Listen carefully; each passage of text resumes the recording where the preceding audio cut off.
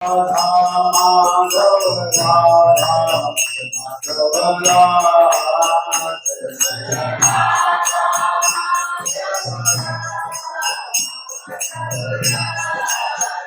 जय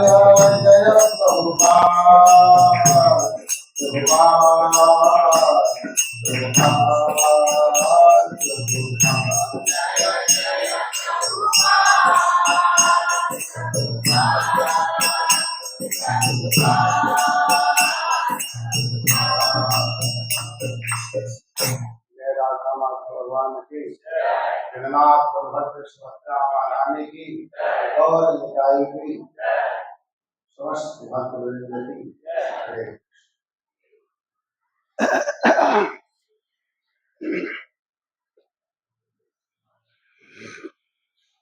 नमोऽयं विष्णुपादाय कृष्णप्रेष्ठाय भूतले श्रीमते भक्तिवेदान्त स्वामीति नामिने। नमस्ते सारस्वती देवी गौरवाणी प्रचारिणे निर्विशेष शून्यवादी पाश्चात्य देशकारिणे। वन्देऽहं श्रीगुरोः श्रीयुतपदकमलं श्रीगुरोन् वैष्णवांश्च श्रीरूपं साग्रजातं सहगण रघुनाथान्वितां श्रीवं साद्वैतं सावधूतं परिजनसहितं कृष्णचैतन्यदेवं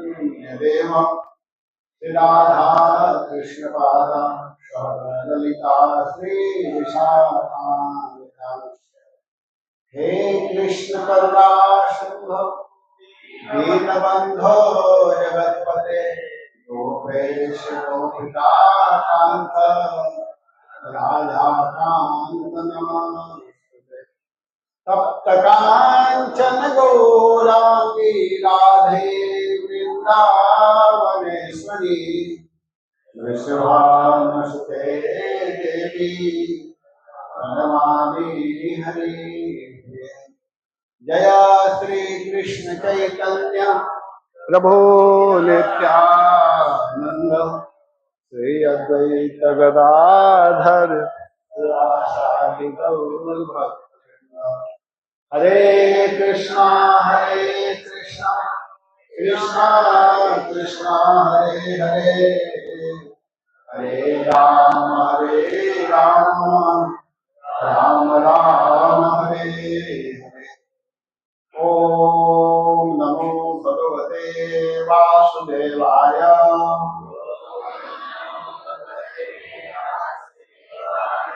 ओम नमो भगवते वासुदेवाय।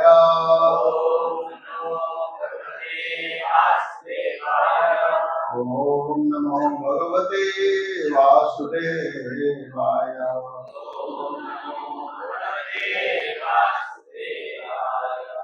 हरे कृष्णा। आज हम लोग श्रीमद् भागवतम के प्रथम स्कंद के 6वां अध्याय के 35 नंबर के श्लोक पर विचार करेंगे। भागवत का प्रथम स्कंद अध्याय 6 और श्लोक संख्या है 35। ये श्लोक नारद जी बोल रहे हैं। नारद जी कोई साधारण भक्त नहीं है। नारद जी बहुत बड़े आचार्य हैं और नारद जी जिसके ऊपर कृपा कर देते हैं, अर्थात नारद जी का दर्शन अगर कोई कर लेता है तो वह व्यक्ति निश्चित रूप से भगवान को प्राप्त करता है। नारद जी से दर्शन का मतलब कि आप भगवान को प्राप्त करेंगे, इसमें कोई शंका नहीं है। नारद जी एक बहुत बड़े आचार्य हैं, गुरु हैं। नारद जी जिसके ऊपर कृपा किए हैं, ध्रुव महाराज के ऊपर कृपा किए, प्रहलाद महाराज के ऊपर कृपा किए, मृगाग्नि के ऊपर कृपा किए, वाल्मीकि जी के ऊपर कृपा किए, और भी लोग हैं व्यास देव जी के ऊपर कृपा किए नारद जी। तो जिन जिन के ऊपर नारद जी ने कृपा किया है वो साक्षात भगवान का कृपा प्राप्त किया है, दर्शन किया है। तो यहाँ पर नारद जी बोल रहे हैं, और नारद जी किससे बोल रहे हैं? व्यास देव जी से, जो व्यास देव भागवत की रचना की है। इस श्लोक को पहले हम लोग पढ़ते हैं, इसके बाद इसका व्याख्या की जाएगी। भागवत के प्रथम स्कंद अध्याय 6 और श्लोक संख्या 35। एतद्धातुरचितानां मात्रा स्पर्शेच्छया मुहुः भव सिंधु प्लवो दृष्टो हरे चर्यानुवर्णनम्। एतद्धातुरचितानां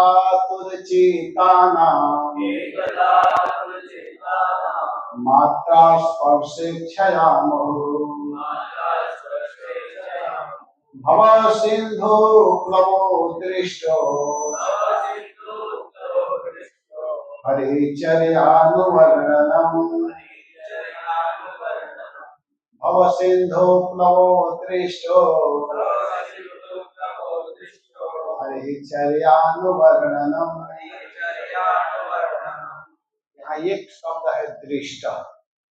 दृष्ट बड़ा महत्वपूर्ण शब्द है। नारद जी कह रहे हैं कि मैंने देखा है। दृष्ट माने मैंने अनुभव किया है। क्या अनुभव किया है? कि जो व्यक्ति भगवान के नाम का कीर्तन करता है, भगवान के नाम का गायन करता है, तो वह भव सिंधु प्लवा, भव सिंधु, आप लोग बहुत अच्छा से समझ सकते हैं क्योंकि यहाँ समुद्र है कि नहीं? यहाँ वाले लोग समझ जाएंगे। हम लोग कहीं कहीं कथा करते हैं तो लोग समुद्र नहीं देखे रहते हैं, तो उनको समझाने में थोड़ा मेहनत पड़ता है। समुद्र मतलब समझ रहे हैं, जिसमें पानी अथाह हो, बहुत ज्यादा पानी है समुद्र में। हम लोग तो सोच करके ही भयभीत हो जाते हैं इस समुद्र को कैसे पार किया जाएगा। लेकिन इस समुद्र को पार करने के लिए भी उपाय है। क्या है? नौका, जहाज। यहाँ जहाज भी है कि नहीं? बड़े बड़े जहाज है। जहाज के माध्यम से हम लोग लहर के ऊपर भी पार हो जाते हैं, पानी के भीतर भी चले जाते हैं, ऊपर ऊपर से भी पार होते रहते हैं। समुद्र को भी पार करने के लिए एक क्या है? सुविधा है, जहाज है कि नहीं?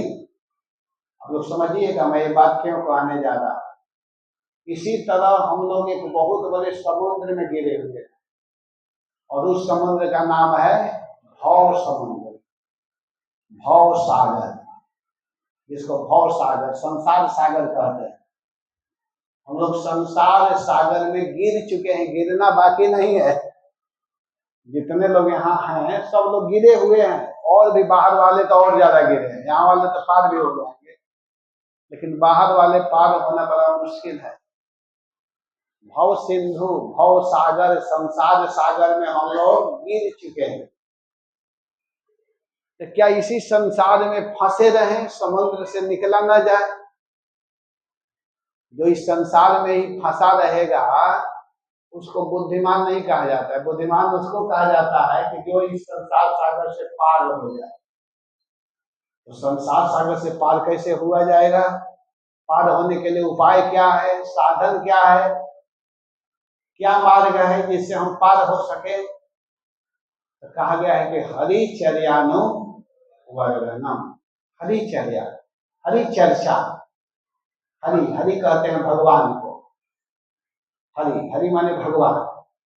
भगवान की चर्चा, चर्चा माने संवाद, एक दूसरे को कहना, और कोई अच्छे भक्त कह रहे तो उसको सुनना, इसको हरि चर्चा कहते हैं। प्रभुपाद जी बड़ा सुंदर नाम दिए, कृष्ण भावना भावी, कृष्ण भावना अमृत, कृष्ण भावना भावी, अंतरराष्ट्रीय श्री कृष्ण भावना अमृत संघ हम लोगों का संस्था का नाम है ना। तो कृष्ण भावना भावित हम कैसे होंगे? जब हम हरि की चर्चा करेंगे।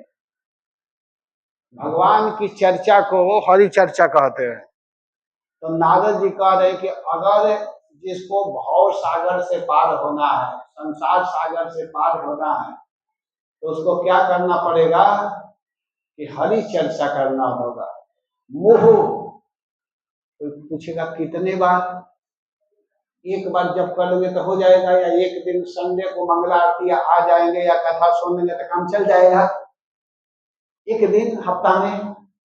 करे नहीं, मोह, मोह माने बारंबार, एक बार नहीं, कितने बार?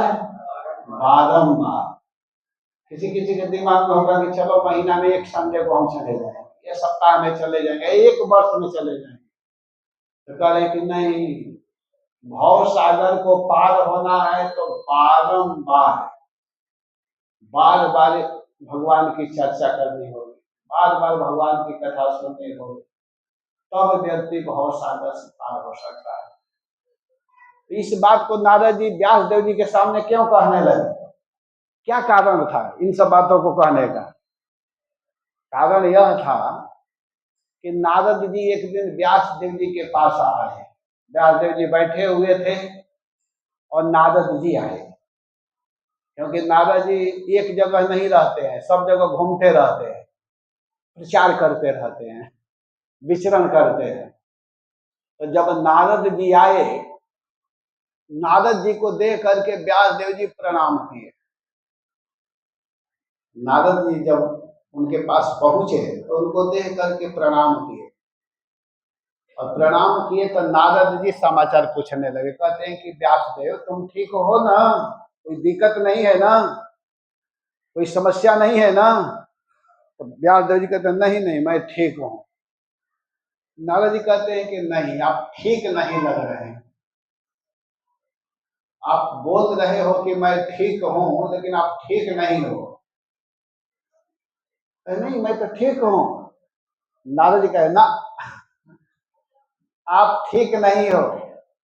जैसे हम लोग आजकल के लोगों से पूछते हैं आप ठीक हो, तो लोग कहते हैं हाँ, लेकिन कोई ठीक नहीं है, सब बीमार पड़े हुए हैं। नारद जी कहते हैं कि आप ठीक नहीं हो, बताओ क्या समस्या है, क्या रोग है?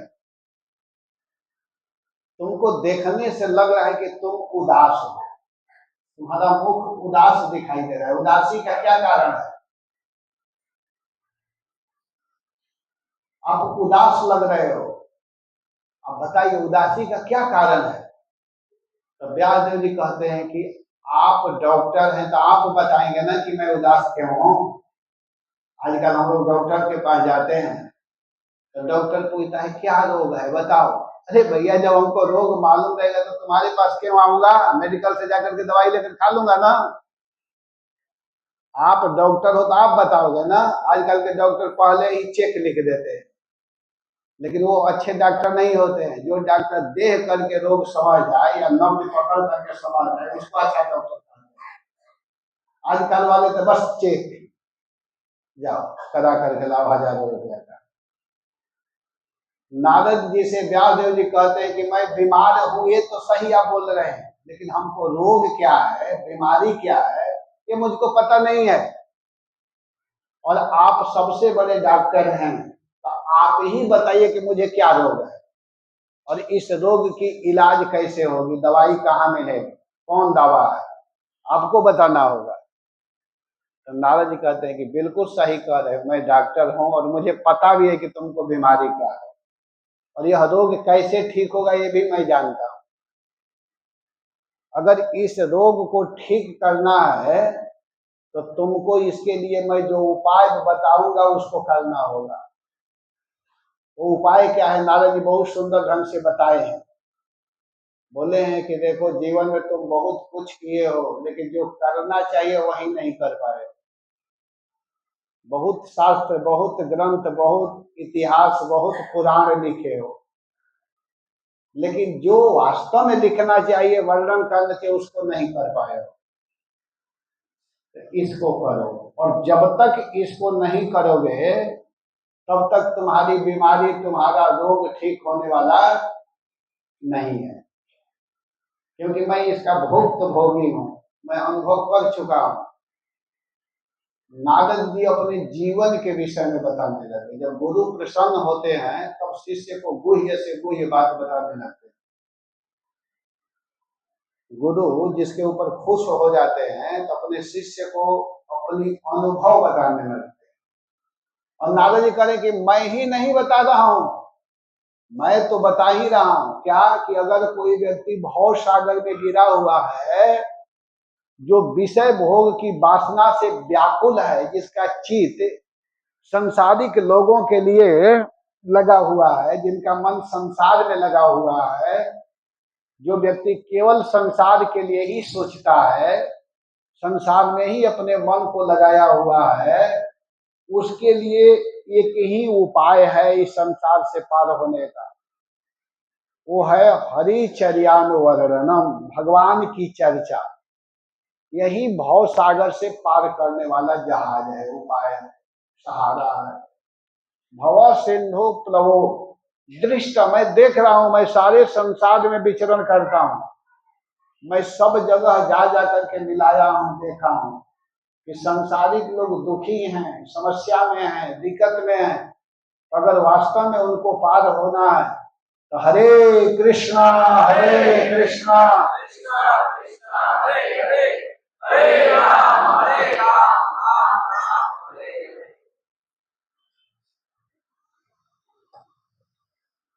भगवान के नाम गाना होगा भव सागर से पार होने के लिए। और इस बात को केवल नारद जी नहीं बोल रहे हैं, इस पर बड़े बड़े महात्माओं का विचार है। जो वास्तव में संसार का अनुभव कर लिया है, वो बोला है, इस पर प्रवचन किया है, केवल नारद जी नहीं किए हैं। वैष्णव में जो सर्वश्रेष्ठ हैं, वैष्णवा नाम यथा शंभु, वैष्णव में श्रेष्ठ हैं कौन? शंकर जी। भागवत में शुद्ध गोस्वामी जी कह रहे हैं शौनक आदि ऋषियों से कि निम्नगा नाम यथा गंगा, देवा नाम अच्युतो यथा, वैष्णवा नाम यथा शंभो, पुराणा नाम इदम्बा। नदियों में श्रेष्ठ गंगा जी हैं और देवताओं में श्रेष्ठ कौन है? विष्णु है।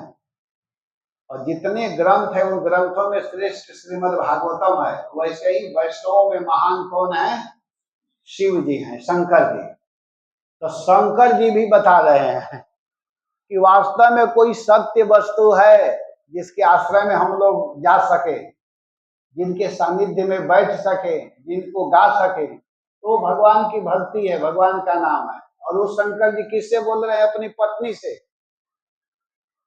सही चीज है तब न अपने पत्नी से कह रहे हैं। दूसरे को लोग इधर उधर के बात कह भी सकते हैं, अपने पत्नी को थोड़ी इधर उधर करेंगे, सही बात बताएंगे। एकांत में कोई नहीं है और अपनी पत्नी से शंकर जी कह रहे हैं कि हे पार्वती, मैं अपने संपूर्ण जीवन का तुमको अनुभव बता रहा हूं कि किसके शरण में रहना चाहिए, किसके विषय में गाना चाहिए, किनकी बात सुननी चाहिए, ये अपने जीवन का अनुभव बता रहा हूं। शंकर जी बोलने लगे, कहते हैं कि उमा कहूं मैं अनुभव अपना, सतहरि भजन जगत सब सपना, सतहरि भजन जगत सब सपना। उमा कहूं मैं अनुभव अपना, उमा कहूं मैं अनुभव अपना, सतहरि भजन जगत सब सपना, सतहरि भजन जगत सब, सतहरि भजन जगत सब सपना, सतहरि भजन। ये शंकर जी भागवत का पहला श्लोक बोल रहे हैं। भागवत के पहला श्लोक में क्या कहा गया है? सत्यम परम धीमहि जन्माद्यस्य यतोऽन्वयादितरतः चार्थेष्वभिज्ञः स्वराट् तेने ब्रह्म हृदयादि कवये मोहयन्ति सूरयः तेजो वारिमृदां यथा विनिमयो यत्र त्रिसर्गो मृषा धाम्ना स्वेन सदा निरस्तकुहकम् सत्यम परम धीमहि। सत्यम परम धीमहि का ध्यान करना है। वो परम सत्य कौन है? भगवान कृष्ण। ये भागवत के पहला श्लोक। और देखिए भागवत में 3 जगह ये बात कही गई है। फिर भागवत के मध्य में भागवत के 10वें स्कंद के 2 अध्याय के 26 नंबर के श्लोक में देवता लोग कह रहे हैं कि सत्यम व्रतम सत्य परम त्रिसत्यम सत्यस्य योनि निहितम च सत्यम सत्यस्य सत्य मृत सत्य नेत्रम सत्यात्मकम त्वाम शरणं प्रपन्नः। सभी देवता लोग शंकर जी, ब्रह्मा जी, इंद्र जी, वरुण जी, कुबेर जी, नारद जी, जितने लोग हैं सब लोग माता देवकी के गर्भ में जो भगवान हैं उनको स्तुति करते हुए 9 बार सत्य शब्द का प्रयोग किया भागवत के मध्य। और भागवत के अंत में जाइए, भागवत के 12 स्कंद के 13वां अध्याय के 19 नंबर के श्लोक में सूत गोस्वामी जी कह रहे हैं कि कस्मै येन विभासितो यमतुलः ज्ञानः प्रदीपः पुरा तद्रूपेण च नारदाय मुनये कृष्णाय तद्रूपिणा योगेन्द्राय तदात्मनाथ भगवत् राताय कारुण्यत तच्छूधं विमलं विशोकममृतं सत्यं परं धीमहि सत्यं परं धीमहि। जिन परम सत्य का ध्यान बड़े बड़े लोग, सुखदेव जी जैसे महापुरुष जो भगवान के परम भक्त सुखदेव गोस्वामी हैं, शंकर जी, इंद्र जी, नारद जी, कुबेर जी, व्यासदेव जी, सभी लोग उस भगवान को ही गा रहे हैं।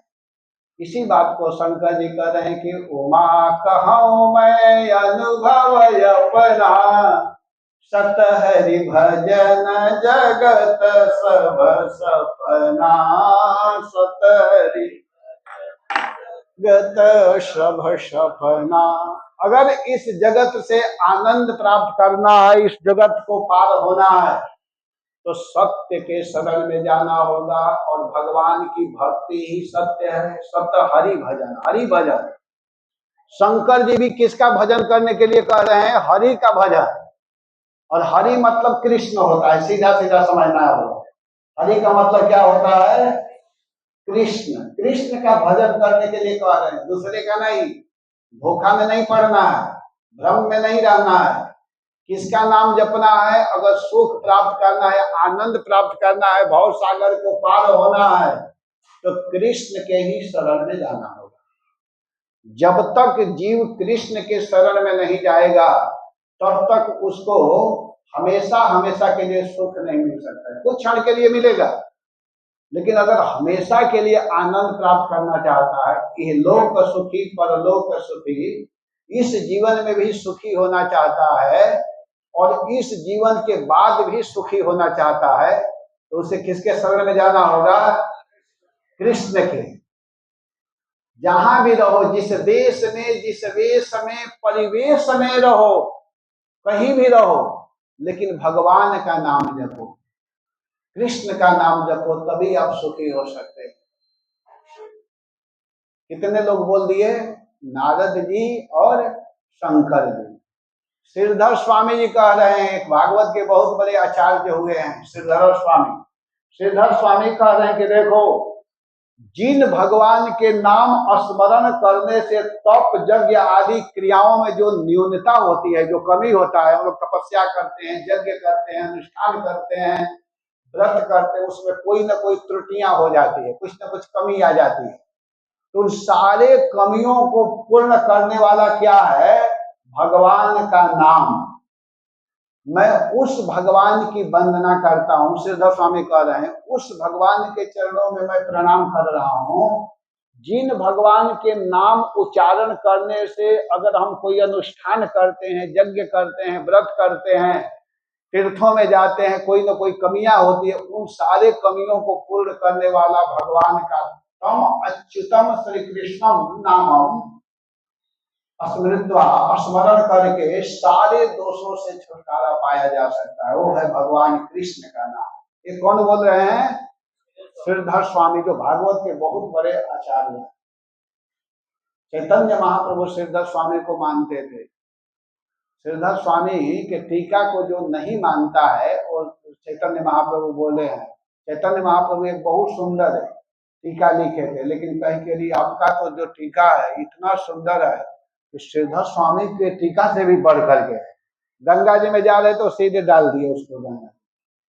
कहे कि श्रीधर स्वामी ऐसे आचार्य की बात कर रहे हो? श्रीधर स्वामी इतने प्रमाणिक आचार्य है, बहुत अच्छे टीका लिखे हैं भागवत, बहुत कम में सारा बात कह देते हैं, वो ज्यादा नहीं लिखते हैं, लंबा संक्षेप में सब कुछ कह देते हैं। वो कह रहे हैं कि अगर वास्तव में आनंद प्राप्त करना है, या आपके कोई भी यज्ञ आदि होता है उसमें कोई भी कमी है, तो उसका पूरा करने वाला भगवान का नाम है। अपना अनुभव बता रहे हैं। इसके बाद में भगवान कृष्ण खुद, जब द्रौपदी जी भगवान को पुकारती हैं, यद गोविंदे की चिक्रोशो कृष्णा मामदोरवासिनाम ऋणम एतत् प्रविधा में हृदया नाप सरपति। महाभारत का यह श्लोक है। भगवान कृष्ण कहते हैं कि मैं दूर में था और द्रौपदी जोर जोर से मेरे नाम का उच्चारण की, भैया कृष्ण, हे द्वारिका के नाथ, आकर के आप रक्षा कीजिए, मैं बहुत दुखी हूं, कृपा करके आप हमारी रक्षा कीजिए। तो भगवान कहते हैं कि इस शब्द को, यह करुणा युक्त शब्द को मैं सुन करके आज तक उस क्रंदन, उस शब्द से मैं छुटकारा नहीं हो पाया। अर्थात द्रौपदी जो दुखी अवस्था में मुझको स्मरण की, करुण स्वर में मुझको पुकारी, तो वह शब्द आज भी मेरे कान में गूंजता रहता है, और उस ऋण से मैं मुक्त नहीं हो पाया। हमारा भक्त अगर मुझको पुकारता है, बुलाता है, कहता है हे कृष्ण, हे द्वारिका नाथ, हे श्याम सुंदर, तो यह जो शब्द है मेरे कान में जब पड़ता है तो मैं उसका ऋणी हो जाता हूँ। मेरे हृदय से उसका बाहर कभी एक क्षण के लिए भी बाहर नहीं जाता। इतना महत्वपूर्ण वो शब्द है। भगवान से भी बढ़ करके अगर कोई चीज है तो वह है भगवान का नाम। कहाँ कहो लगी नाम बड़ाई, राम न सकहि नाम गुण गाई। अगर आपसे कोई पूछे कि भगवान से बड़ा कौन है, तो आप निसंकोच कह सकते हैं कि भगवान का नाम। क्योंकि भगवान राम ने एक स्त्री का उद्धार किया, उसका नाम आप लोग जानते होंगे। कल देखे ना, बहुत सुंदर स्त्री आई थी, यज्ञ को विध्वंस करने के लिए आई थी ना। सुंदर थी कि नहीं?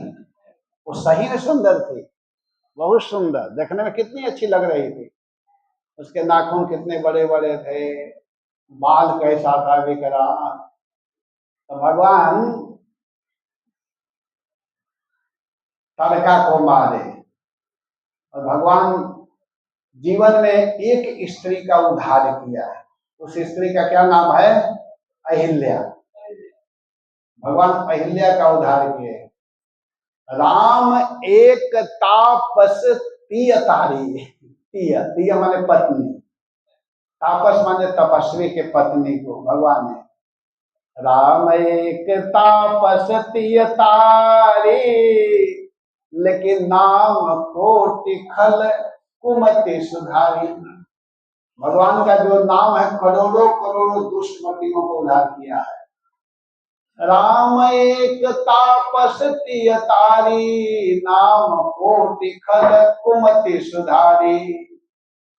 राम भालु कपि कटुक बटोरा, सेतु हेतु श्रम कीन्हन थोरा। नाम लेत भव सिंधु सुखाई, करहु विचार सुजन मन माही। भगवान को समुद्र पार होना था तो समुद्र के पास जाकर के प्रार्थना कर रहे हैं, और एक दिन नहीं, कितने दिन प्रार्थना किए? 3 दिवस तक पंथ मांगते रघुपति सिंधु किनारे, बैठ पढ़ रहे छंद अनुनय के प्यारे प्यारे। उत्तर में जब एक नाद भी उठा नहीं सागर से, उठी अधीर धधक पौरुष ने आग राम के सर से। भगवान को क्रोध आ गया और समुद्र पार होने के लिए भगवान को भी 3 दिन तक प्रार्थना करना पड़ा। लेकिन नाम लेत भव सिंधु सुखाई, अगर कोई नाम का उच्चारण करता है तो भव सिंधु सूख जाता है। तो वहां कह रहे कि करहु विचार सुजन मन माही। हे सुंदर मन वाले, हे सुंदर बुद्धि वाले, हे सुंदर खोपड़ी वाले, विचार करो कि भगवान से भी बढ़ करके क्या है? भगवान का नाम। और इस नाम को जपने में कुछ लगता नहीं है। बोलिए हरे कृष्णा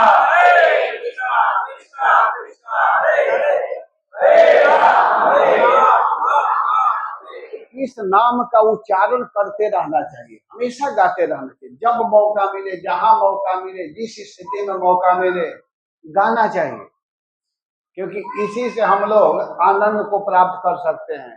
इसी में सब कुछ है। भगवत नाम गा करके परम आनंद को कर सकते हैं, क्योंकि श्री हरि नाम संकीर्तन से तीनों तापों का विनाश हो जाता है। भगवान के नाम गाने से 3 प्रकार के जो ताप होते हैं, दैहिक, दैविक, भौतिक तापा, आदि दैविक, आध्यात्मिक, आदि भौतिक जो ताप है, इन तीनों तापों को दूर करने वाला केवल भगवान का नाम है और कोई दूसरा नहीं है। इसको करना पड़ेगा। और इतना ही नहीं, फिर यहाँ पर सुखदेव गोस्वामी कम थोड़े हैं। जब सब लोग अपना अपना अनुभव बता रहे हैं तो सुखदेव गोस्वामी भी बोलने लगे, कह रहे भैया मेरा भी अनुभव सुन लो। सुखदेव जी भागवत बहुत अच्छे वक्ता है। तो सुखदेव जी कहते हैं कि ये है भागवत के 2 स्कंद के 1 अध्याय के 11 नंबर का श्लोक है, 2:1-11। कहते हैं कि एतद निर्वेद्यमानानां इच्छताम कुतो भयम्, योगिनां नृपनिर्णीतं हरे नामानुकीर्तनम्। हरे कृष्णा। मैं जगाने के लिए भी कभी कभी बोल रहा हूँ, कुछ लोग सो भी रहे हैं, बहुत सुंदर विमान में बैठ गए हैं, नींद तो आएगी ना, लेकिन कोई चिंता करने की जरूरत नहीं है। इसमें सो भी जाएंगे तो पहुंच जाएंगे, इतना सुंदर विमान है।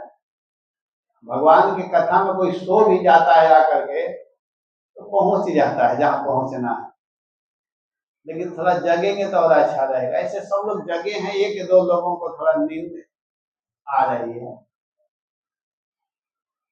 सुखदेव जी बोल रहे हैं, क्या बोल रहे हैं? एतद निर्वेद्यमानानां इच्छताम कुतो भयम्, योगिनां नृपनिर्णीतं हरे नामानुकीर्तनम्। अनुकीर्तनम, हरे नामानु, अनु अनु माने बारंबार।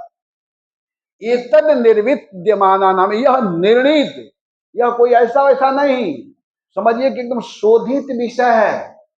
और भगवान का नाम किसके लिए है? प्रश्न होगा कि क्या साधुओं के लिए है? ये नाम किसके लिए है? तो कह रहे कि जो लोग लोक या परलोक की किसी भी वस्तु की इच्छा रखते हैं। देखो, अगर कोई लोक की इच्छा करता हो या परलोक की इच्छा करता हो, लोक चाहता हो या परलोक चाहता हो, कोई चाहता है ना कि मैं लोक में सुखी रहूं, संसार में मुझे सुख मिले।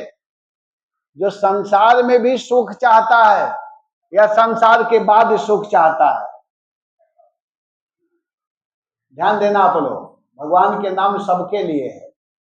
जो लौकिक सुख चाहता है उसके लिए भी है और जो पारलौकिक सुख चाहता है उसके लिए भी है। या इसके विपरीत, जो संसार में दुख बुद्धि करके, कुछ लोग ऐसे हैं कि संसार में दुख बुद्धि कर लेते, अरे संसार रहने लायक नहीं है, संसार नहीं है रहने का, क्या कि यहाँ दुख ही दुख है सहने का।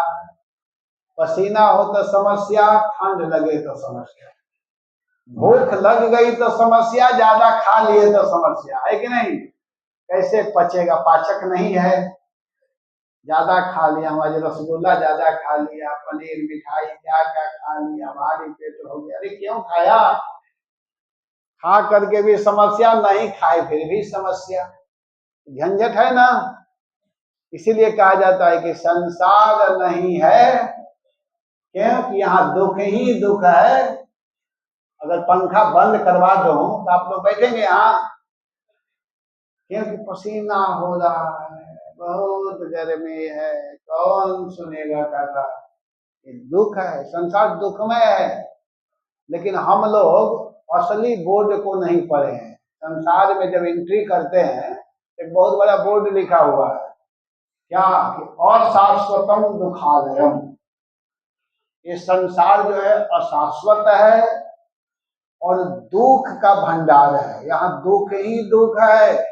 इस संसार में सुख नाम का कोई चीज नहीं है। लेकिन थोड़ा देर के लिए अगर कोई सुख चाहिए तो उसके लिए भी भगवान का ही भजन करना होगा। तो कह रहे हैं कि जो लौकिक सुख चाहता है या पारलौकिक सुख चाहता है, उसके लिए भी भगवान जरूरी है, भगवान का नाम जरूरी है। अथवा जो संसार में दुख बुद्धि करके विरक्त होना चाहता है या हो गया है, जो निर्भय मोक्ष पद को प्राप्त करना चाहता है, जो चाहता है कि मुझे मोक्ष मिले, अभय पद को प्राप्त करूं, उन साधकों के लिए भी भगवान का नाम जरूरी है। अथवा जो योग में संपन्न हो चुके हैं सिद्ध ज्ञानियों के लिए भी, जो बड़े बड़े ज्ञानी हैं, जो योग में सिद्ध हो चुके हैं, समस्त शास्त्रों का यही निर्णय है। क्या निर्णय है? कि भगवान के नामों का प्रेम से उच्चारण किया जाए। एतद निर्विद्यमाना नाम, सुखदेव जी कह रहे हैं, इच्छताम अकुतो भयम योगिनाम नृप निर्णीतम। नृप संबोधन है यहाँ पर।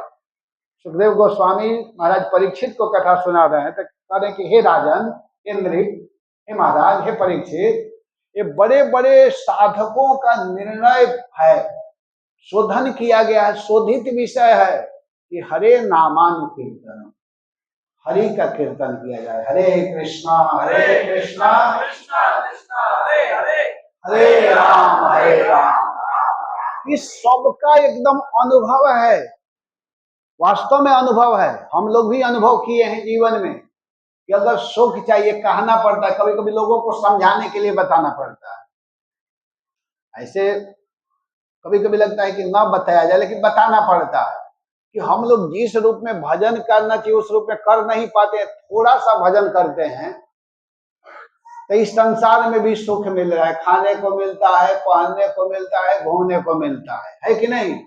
थोड़ा सा भगवान का नाम जपते हैं, ज्यादा कुछ नहीं करते हैं। अगर ज्यादा करेंगे तो पूछना ही क्या है।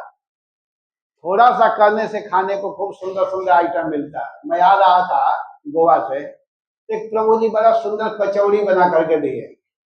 3 प्रकार का कचौड़ी पड़ा हुआ है, मैं रोज भूल जा रहा हूँ आप लोगों को देना, ले लीजिएगा मन पार कर। और हम लोग उसको खा ही नहीं रहे हैं, इतना पेट भरा रहता है कि उसका नंबर ही नहीं आता। वो बेचारे बड़े प्रेम से दिए लेकिन उसको खाए नहीं। अब बताइए, कोई कोई पैसा दे करके कचौड़ी खाता है कि नहीं? वो भी सड़ा हुआ कचौड़ी बाजार का, उस तेल में बनता है जिसमें कल का बना हुआ, आज भी बना, आज के बना हुआ, परसों भी बना। दुकान वाले तेल साफ नहीं करते हैं, जो बर्तन रहता है उसी में तेल पड़ा रहता है, उसी में दूसरा तेल डाल देते हैं। कचौड़ी बनाते हैं, उसको खाते हैं। बताइए, पैसा भी देते हैं, खाते भी हैं, बीमार भी होते हैं, है कि नहीं? और हम लोगों को फ्री में सब मिल रहा है, बहुत अच्छा अच्छा मिल रहा है। किस लिए मिल रहा है? क्या करते हैं? ये हरि के थोड़ा सा चर्चा कर देते हैं, और क्या करते हैं? थोड़ा सा भगवान के विषय में बोल देते हैं। तो जिसको वास्तव में सुख चाहिए, संसारिक सुख चाहिए या पारलौकिक, इस संसार के बाद वाला सुख चाहिए, तो उसे भी भगवान का ही भजन करना होगा। कोई चाहे कि बिना भगवान के भजन की हमको सुख मिले, तो सुख नहीं मिलेगा। भले मूर्खता बस आप फंसे हुए हैं, लेकिन सुख नहीं है, केवल दुख ही दुख है। इसलिए भगवान के शरण में रहिए। इन सब श्लोकों का भाव यही है, कि सुखदेव गोस्वामी का मत है। तो इतना सुनते सुनते नारद जी फिर यहाँ पर फिर व्यास देव जी से कहने लगे। ये भागवत के पहला स्कंद के 5वां अध्याय के 22 नंबर के श्लोक में कह रहे हैं। ये मैं क्यों नंबर बता रहा हूं कि आप लोग प्रमाण के साथ समझिएगा। प्रमाण हम लोग देते हैं कि किसी को समझाने में, बताने में सुविधा रहेगा। फिर नारद जी कहते हैं कि देखो, इदम ही पुंसः तपसः कृतस्य वा श्रेष्ठस्य सुप्तस्य च बोधिदत्तयोः अविच्युतोऽर्थं कविभिः निरूपितो यदोत्तमश्लोकगुणानुवर्णनम्। कह रहे हैं कि विद्वानों ने इस बात का निरूपण किया है कि मनुष्य की तपस्या, वेद का अध्ययन, यज्ञ का अनुष्ठान, स्वाध्याय, ज्ञान और दान का एकमात्र प्रयोजन यही है। स्वाध्याय, दान, यज्ञ आदि का एक ही प्रयोजन है कि पूर्ण कीर्ति श्री कृष्ण के गुण और लीलाओं का वर्णन किया जाए। हम कुछ भी करते हैं, हम दान करते हैं, यज्ञ करते हैं, पढ़ते हैं, जो कुछ करते हैं, वेद का अध्ययन करते हैं, तपस्या करते हैं, तो तपस्या का फल शरीर को सुखवाना नहीं है। तपस्या का फल है कि भगवान को जान जाए और जान करके भगवान के नाम का जप करने लगे। कुछ लोग हैं कि उपवास कर लेते हैं या आग के सामने बैठ जाते हैं, शरीर को जला देते हैं, पानी में खड़े हो जाते हैं, लेकिन अगर भगवान का नाम नहीं जप रहे हैं तो वो किसी काम का नहीं है। श्रम एवं ही केवल तुम परिश्रम कर रहे हो। तपस्या का वास्तविक फल है, यज्ञ का वास्तविक फल है, वेद अध्ययन करने का वास्तविक फल है कि आपका मन भगवान के नाम जपने में लग गया है। भगवान का नाम जपने में मन लग गया। अगर कोई नाम जपने लगा, भगवान को गाने लगा, तो समझिए कि वो सब कुछ कर लिया। इस बात को माता देवहूति जी बोली है भागवत के 3 स्कंद के 33वां अध्याय में। भगवान कपिल देव जी से देवहूति जी कहती हैं, भगवान कपिल देव जब उपदेश कर लिए अपने माता को, जीव के विषय में, योग के विषय में, साधु संघ के विषय में, सब कुछ जब बता दिए, तो माता जी से कहते हैं भगवान की समझ में आया, मैं बहुत प्रवचन किया हूँ, समझी कि नहीं समझी? तो माता देवहूति कहती, बेटा मैं समझ गई। भगवान कहे, क्या समझ गई? तो देखिए, अहो बत स्वपचतो गरीयान यदि जिह्वाग्रे वर्तते नाम तुभ्यम ते पुष तपस्ते जुहुः शश्नुआर्या ब्रह्मान चरनाम गृणन्ति जेते। मैं समझ गई कि अगर कोई आपके नाम का उच्चारण करता है, आप माने कृष्ण, अगर कोई कृष्ण नाम का गायन करने लगता है, उच्चारण करने लगता है, तो यज्ञ कर लिया, दान दे दिया, वेद पढ़ लिया, तीर्थ में स्नान कर लिया, भ्रमण कर लिया, उसको अब ये सब करने की कोई जरूरत नहीं है। अगर कर रहा है तो ठीक है, करे, कोई माना नहीं है, लेकिन नाम में सब कुछ है। नाम जो जपना चालू कर दिया, कृष्ण को समझ चुका, जैसे कोई वृक्ष के जड़ में पानी डालता है तो सब हरा भरा होने लगता है। यथा तरुण मूल निषेचनेन तृप्यंती तस्कंद भुजोपशाखा, वैसे ही कोई कृष्ण नाम जप रहा है तो उसमें सब कुछ है, अब अलग से करने की जरूरत नहीं है। तो मैं समझ गई, अब मुझको कोई टेंशन नहीं है, भगवान का एक चिंता नहीं है। तो मैं जाऊं, कपिल देव जी पूछ रहे हैं कि मैं जिसके लिए आया था आपको उपदेश किया और तो आपका काम हो गया। तो कहीं हाँ बेटा, तो आप जा सकते हो, मेरी आसक्ति नहीं है। और जो ही भगवान अब जाते हैं तो माता फिर दुखी हो जाती है। क्यों दुखी हो रही है? माता अपने पुत्र के लिए दुखी नहीं हो रही है, अपने घर संपत्ति धन दौलत सबसे विरक्त हो गई। देवहूति के पास इतना बड़ा संपत्ति था करदम जी की कृपा से, और मनु महाराज की पुत्री है, धन की कमी नहीं है, लेकिन ऐसे धन को एक क्षण में त्याग कर दे। क्यों? तो उनका चित्त भगवान में लगा हुआ था। उनका पुत्र कोई साधारण बालक नहीं था, वो स्वयं भगवान थे। तो जिस व्यक्ति का मन भगवान में लगता है वही व्यक्ति संसारिक विषयों से, संसारिक भोगों से विरक्त हो सकता है। प्रभुपाद जी बड़ा सुंदर टीका लिखे हैं उस पर। वही व्यक्ति विरक्त हो सकता है, वही बैरागी हो सकता है, वही संसार को छोड़ सकता है जिनका मन किस में लगा हुआ है? भगवान में। जब तक भगवान में मन नहीं लगेगा तब तक संसार में दुख बुद्धि होगा ही नहीं, संसार को छोड़ ही नहीं सकता। तो माता देवहूति की स्थिति ऐसी है कि उनका चित्त, उनका मन भगवान में लगा हुआ है, और भगवान में लगने के कारण माता देवहूति को घर संपत्ति धन छोड़ने में दिक्कत नहीं हुआ। इतना सुंदर संपत्ति जो बड़े बड़े इंद्र आदि के पास में भी जैसा धन नहीं होता है, वैसे धन प्राप्त की हुई माता देवहूति ने एक क्षण में उससे अपने को अलग कर लिया।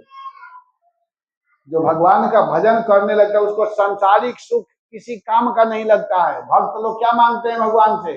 न नाक पृष्ठम न च पादमेष्ठ्यम न सार्वभौम्यम न रसाधिपत्यम न योग सीधिर न पुनर्भवम वा समंजसम ताम विराह्य कंठे अजात पक्षा इव मातरः खगा स्तन्यम यथा वस्त्रच्छिरार्धा प्रियम प्रियव विष्टाम विषाणो मनोरविंदा चंद्रदीप्त। वो मांगते हैं कि ममो तमश्लोक जनेषु सख्यम संसार चक्रे भ्रमतः स्वकर्मभे तन्माय आत्मात्मजदार गेहे स्वासक्त चेतस्य नाथ भैया। वो हमेशा हमेशा उस भक्त का संग मांगते हैं जिनका मन, जिनका चित्त भगवान में लगा हुआ रहता है। जो भगवान में अपने मन को लगाए हुए हैं, ऐसे भक्तों का संग प्राप्त करना चाहते हैं। उनको और कुछ नहीं चाहिए। ननाथ पृष्ठम पहले अहम हरे तव पादैक मूल दासानु दासो भवतासु। ये भक्तों की पहचान है। भक्त संसारिक भोगों में अपने मन को न लगा करके भगवत भक्त और भगवान को प्राप्त करना चाहते हैं। तो यहाँ पर नारद जी बड़ा सुंदर बात व्यासदेव जी से कह रहे हैं कि तपस्या, मनुष्य की तपस्या, वेद अध्ययन, यज्ञ अनुष्ठान, स्वाध्याय, ज्ञान और दान का एकमात्र प्रयोजन यही है कि भगवान पुण्य कीर्ति श्री कृष्ण के गुण और लीलाओं का वर्णन किया जाए। एकमात्र यही उसका उद्देश्य होना चाहिए कि हम कृष्ण के गुण को गाएं। कितने लोगों का अनुभव सुने आप लोग? नारद जी का, शंकर जी का, श्रीधर स्वामी का, भगवान कृष्ण का, सुखदेव गोस्वामी का, 5 लोगों का सुने ना। तो हम लोगों के दादाजी थोड़े किसी से कम हैं। प्रभुपाद जी भी बताने लगे कि भाई मेरा भी एक सुन लो, जीवन में अनुभव करना है। तो प्रभुपाद जी बड़ा सुंदर उदाहरण देते हैं। कहते हैं कि एक बार की घटना है। प्रभुपाद जी एक कहानी कह करके समझा रहे हैं, तो सरल तरीका से प्रभुपाद समझाते थे लोगों को। कहते हैं कि एक बार की बात है, एक वैज्ञानिक लोग बहुत रिसर्च करते हैं, किसी भी विषय को पढ़ते हैं तो बड़ा उस पर दिमाग लगाते हैं। एक वैज्ञानिक पढ़ करके आया था, बेचारा बहुत कुछ पढ़ा था, और आया तो उसको एक नदी पार करना था। तो उस नदी को पार करने के लिए अब नौका की सहारा लेनी पड़ेगी। और सोचने लगा कैसे पार करूं, तब तक एक नाविक दिखाई दे दी। नाविक, वो नाविक इधर आ। वो आया, अरे भाई हमको नदी पार होना है, पार करो। अब बैठिए। अब वो वैज्ञानिक साहब उस नौका में बैठे और नाविक नौका को चलाना चालू किया। चलाते हुए थोड़ी दूरी पर गया तो वैज्ञानिक उस नाविक से पूछ रहा है कि अच्छा तुम यह बताओ कि तुम फिजिक्स जानते हो? तो पूछ रहा है, किससे पूछ रहा है? नौका चलाने वाला, जो बेचारा क अक्षर भी नहीं जानता है, ये भी कुछ नहीं जानता, उससे पूछ रहा है कि तुम फिजिक्स जानते हो, भौतिक शास्त्र जानते हो? फिजिक्स किस पक्षी का नाम है सरदार? वो क्या बेचारा जानता है फिजिक्स क्या होता है?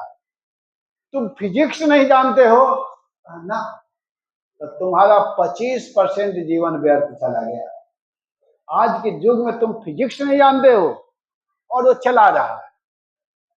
चलाते चलाते थोड़ा दूर और गया, तब पूछा अच्छा ये बताओ केमिस्ट्री जानते हो?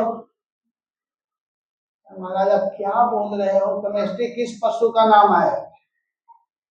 तुम केमिस्ट्री नहीं जानते हो, तुम्हारा 50% जीवन व्यर्थ चला गया। फिर चला रहा, चलाते चलाते थोड़ा और आगे बढ़ा तो अच्छा अच्छा मैथ जानते हो? मैथ? तो महाराज मैं बार बार कह रहा हूँ, आप पता नहीं क्या भाषा बोल रहे हो, बिल्कुल मुझको समझ में नहीं आ रहा है, आप कह क्या रहे हो? मैं ये सब नहीं जानता हूँ। तुम मैथ नहीं जानता है, गणित नहीं जानता है, तुम्हारा 75% जीवन व्यर्थ हो गया है। अच्छा, और वो चला रहा है और थोड़ी दूरी पर गया तो अब नाविक पूछ रहा है उस वैज्ञानिक साहब से, अच्छा आप यह बताइए तैरना जानते हैं? नाविक पूछ रहा है, अच्छा आप तैरना जानते हैं? तो कहा कि ना तैरना नहीं जानते हैं, बस 5 मिनट के लिए लहर आएगा इस नदी में, थोड़ा पानी ऊपर नीचे होने वाला है, उस समय नौका डिस्टर्ब होने वाला है, तो 5 मिनट के लिए हम लोगों को नौका से कूद करके तैरना पड़ेगा, और जब शांत हो जाएगा तो पुनः इसमें बैठ जाएंगे, फिर मैं पार करूंगा। आप जानते हो? ना मैं तो नहीं जानता हूँ, वैज्ञानिक बोला। तो नाविक कहा कि मेरा तो 75% गायब है, तुम्हारा 100% गायब होने वाला है। और उसी समय लहर आया, नाविक तो कूद करके तैरने लगा, लेकिन वो वैज्ञानिक साहब वहीं डूब करके क्या हो गए? हरि बोल खत्म हो गए, तो गायब हो गए। तो प्रभुपाद जी कहते हैं कि और कुछ पढ़ने की जरूरत नहीं है, संसार में बहुत कुछ जानने की आवश्यकता नहीं है। अगर कोई व्यक्ति एक चीज जान लिया है, वो क्या है? हरे नामानो, भगवान को समझ गया, भगवान के नाम को जान लिया और कुछ नहीं भी पढ़ा है तो पार हो जाएगा, वो डूबने वाला नहीं है। लेकिन आप सब कुछ जान गए और एक चीज नहीं जाने, तो आप क्या होंगे? डूब करके, क्योंकि भगवान का नाम अंक है, राम नाम का अंक है। अंक माने 1 2 3 को अंक बोलते हैं। अरे राम नाम का अंक है, सब साधन है शून्य, शून्य माने 0। भगवान का नाम अंक है और जितने साधन है वो क्या है? शून्य, 0। राम नाम का अंक है, सब साधन है शून्य, अंक गए कछु हाथ नहीं, अंक रहे 10 गुण। कहा गया है कि अगर कोई सुबह में उठ करके भगवान के मंगला आरती में आता है, भगवान के सामने आता है, तो आते ही क्या उसको मिल जाता है? अंक 1। उसके कॉपी पर क्या चढ़ता है? 1। और इसके बाद अपने घर का काम करना चालू करता है तो 1 0, अंक के बाद 0, तो वह 0 कितना बढ़ गया? 10 गुना। तीसरा कोई कार्य अपना करने के लिए जाता है तो फिर 1 0 बैठता है, 100 गुना हो गया। तो राम नाम का अंग, भगवान के नाम लेकर के फिर काम करता है तो उसको 10 गुना प्रॉफिट होने लगता है। लेकिन उठते ही काम में लग जाता है, राम को नहीं जपता है, राम को नहीं मानता है, भजन नहीं करता है, तो उसको भी मिलता है जीरो। लेकिन केवल जीरो मिलता है, अंक उसके आगे है नहीं, तो काम तो करता जाएगा, zero zero zero zero zero zero zero, बहुत बड़ा जीरो, और उसी में घुसता रहेगा, निकलता रहेगा भव सागर में। और जो भगवान का नाम जपेगा वो क्या हो जाएगा, हीरो हो जाएगा। आजकल के हीरो नहीं, वास्तविक हीरो, वो भव सागर को पार कर जाएगा आसानी से। वो भी रोटी खाता है, वो भी हवा लेता है, वो भी गाड़ी में घूमता है, लेकिन उसका घूमना, उसका चलना, उसका व्यवहार करना वो भक्ति हो जाता है, क्योंकि अपने केंद्र में भगवान को रखा है। देवताओं में असुरों में यही अंतर है ना, देवता असुर दोनों सम मेहनत किए, सम व्यवहार किए, काम किए समुद्र मंथन में, लेकिन एक को अमृत मिला और एक को क्या मिला, बद्ध हुआ, वो लोग मारे गए, समाप्त हुए। तो महाराज परीक्षित ने प्रश्न किया है कि हे प्रभु, हे गुरुदेव, आप यह बताइए कि मेहनत दोनों किए थे, लेकिन फल में इतना अंतर क्यों? तब सुखदेव जी कहते हैं कि अंतर इसलिए है कि एक भगवान के शरण में है और एक भगवान के शरण में नहीं है, और जो भगवान के शरण में नहीं उनको ही ये सब मिलेगा ना। तो इसलिए हम लोगों को ये जानना जरूरी है। प्रभुपाद ने बताया कि आप भगवान को केंद्र में रखो, भगवान को सेंटर में रखो, और भगवान को आगे करके अगर कोई व्यक्ति कुछ भी करता है, अपने जीवन के बागडोर भगवान के हाथ में दे दो। जैसे हमारे अर्जुन जी क्या किए, महाभारत के लिए जब घोषणा हुआ तो भगवान द्वारिकापुरी में थे, रेस्ट कर रहे थे, भगवान आराम कर रहे थे। तो सबसे पहले भगवान के पास कौन गए, दुर्योधन। और दुर्योधन गया तो भगवान सोए हुए थे, तो वो उनके सिर के पीछे बैठ गया। सोचा कि मैं उसके पैर में बैठूंगा, उससे मैं किस माने में कहूँ। अपने को समधि मानता था, अपने बेटी का विवाह किया था भगवान के लड़का के साथ में, इसलिए वो बराबर मानता था ना, कृष्ण से कम थोड़े अपने को मानेगा। तो पीछे बैठ गया। कुछ देर के बाद अर्जुन जी आए, और अर्जुन जी आए तो भगवान के चरण के पास बैठ करके चरण सेवा करने लगे। भक्त लोगों का अभ्यास होता है सेवा करने का, सेवा करना चाहिए, और सेवा से ही भजन भक्ति होती है।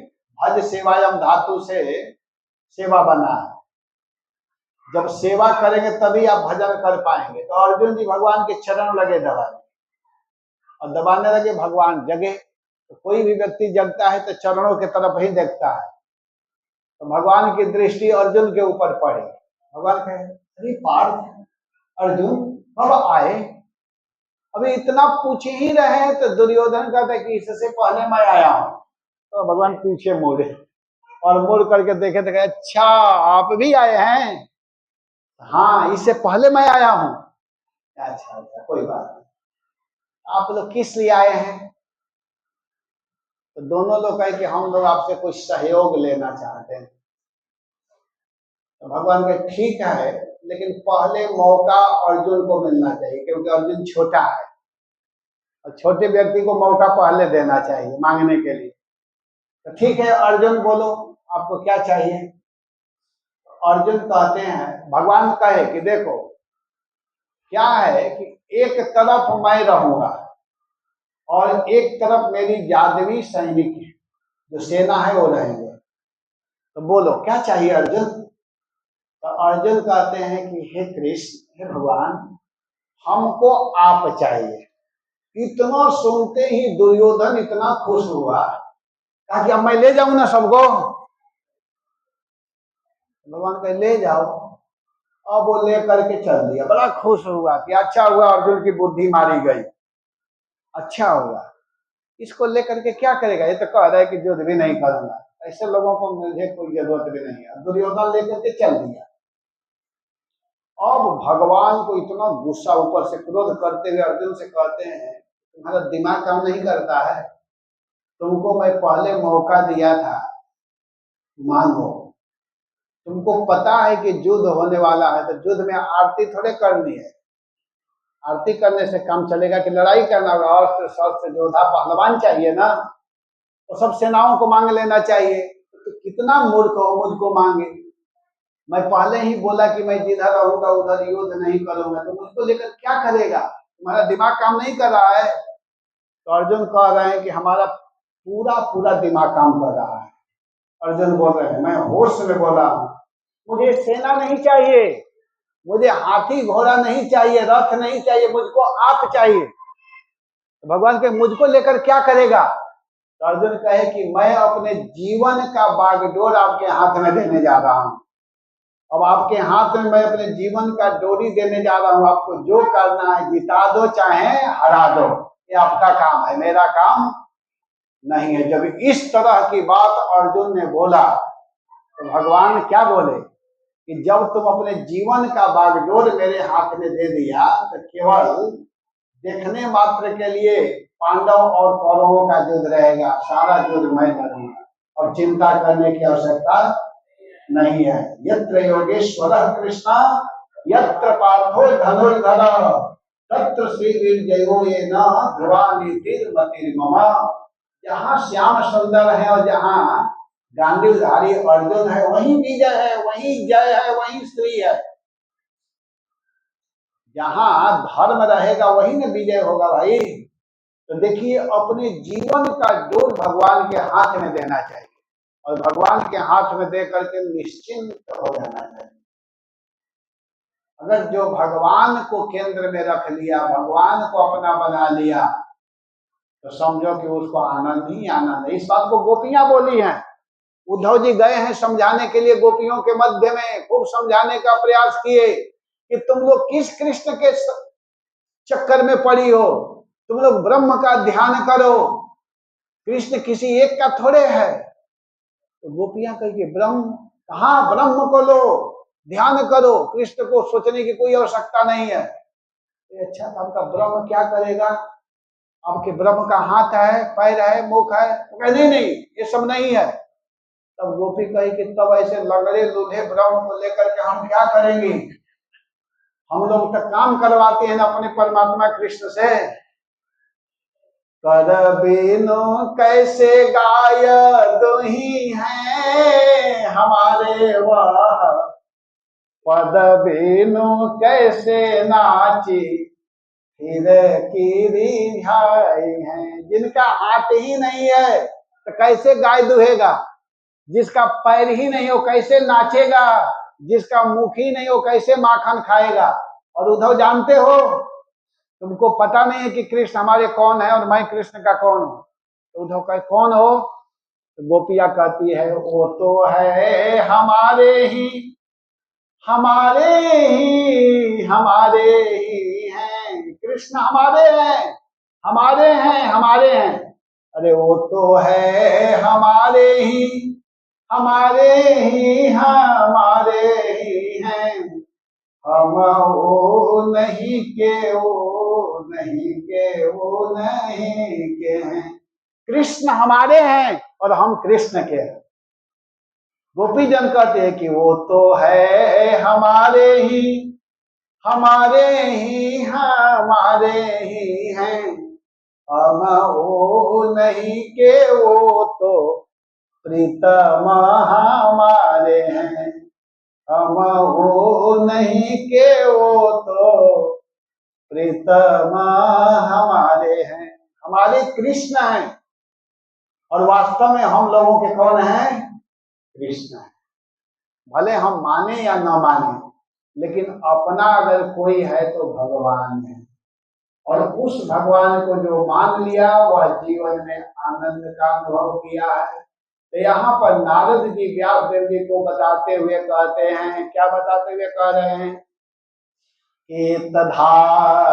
चेताना मात्रा स्पर्श क्षयामो भव सिंधु प्लवो दृष्टो हरिचर्यानुवर्णनम।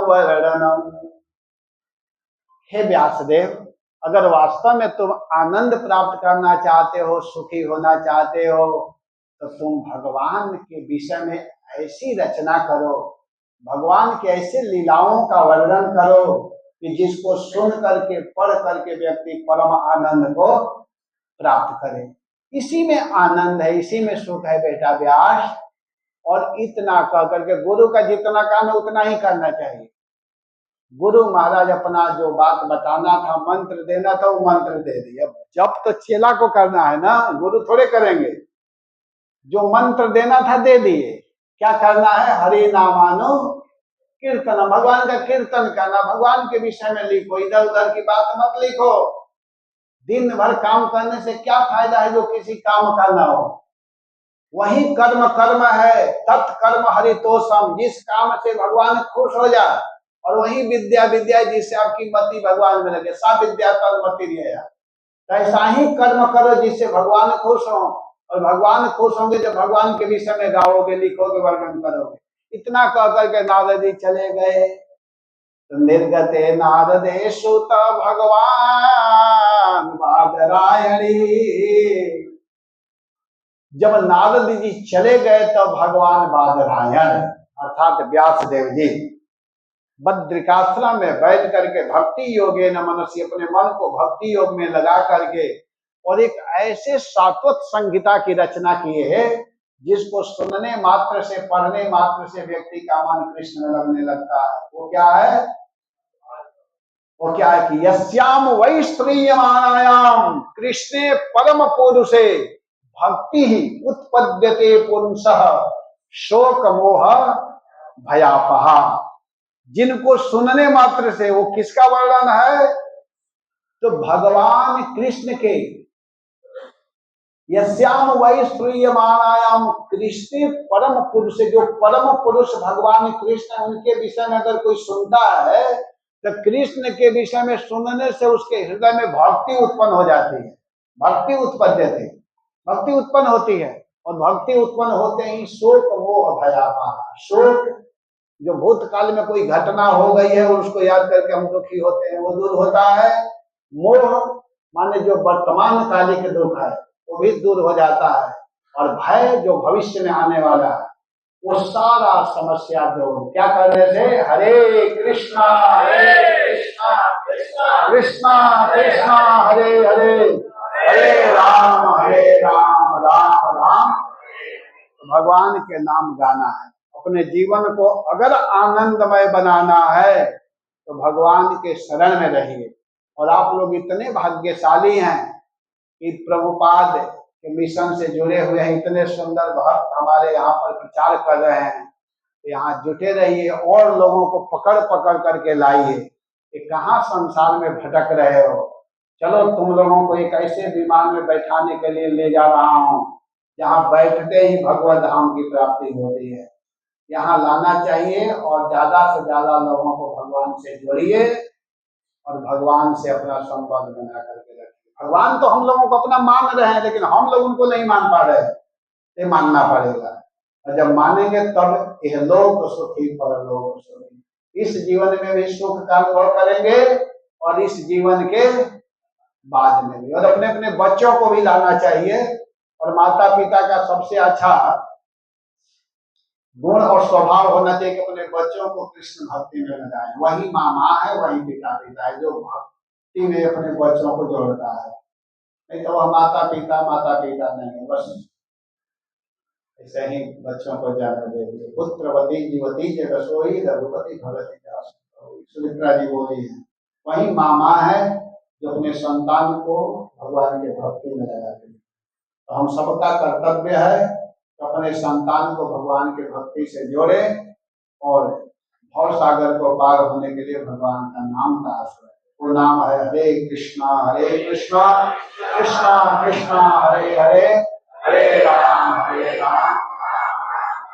जय श्री प्रभुपाद। शाम को भी कथा हो रही है, आप लोग बोलेंगे? बता दीजिए प्रभु कुछ।